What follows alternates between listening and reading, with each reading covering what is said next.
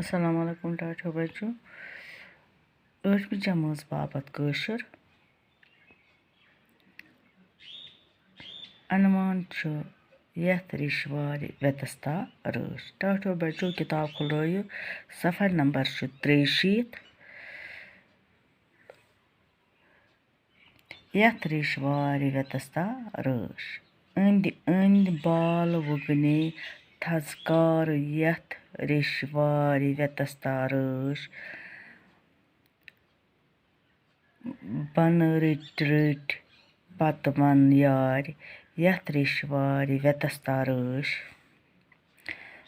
سۄنہٕ سٕنٛدۍ سنٛگر رۄپہٕ کوہ مال مرگ تہٕ بال چھِ پوشی پوش کۄلن رادن امرِتھ نٹہِ نارے یتھ ریٚشۍ وارِ وٮ۪تَستا رٲچھ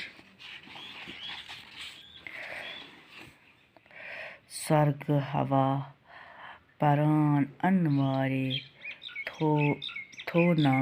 مےٚ تہِ کانٛہہ سازٕے گوش رنٛگہٕ ژرِ وِگنے تہٕ وَنچے ہارے یتھ ریٚشۍ وارِ وٮ۪تَستا رٲچھ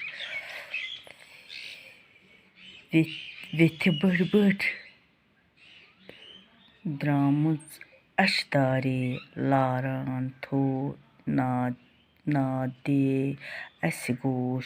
خانقاہ پربت درشن دارے یتھ ریٚشۍ وارِ وٮ۪تَستا رٲچھ للواکھن سۭتۍ شُرۍ کے دُردانے ہِنٛدی دَے مُسلمان ہم گوش یتھ ویٚسہِ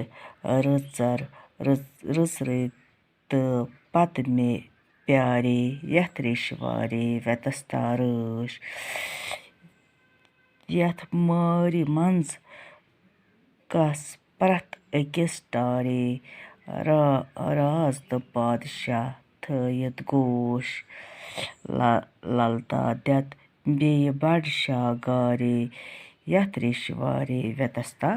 رٲچھ باقی وسلام ٹاٹھو بچو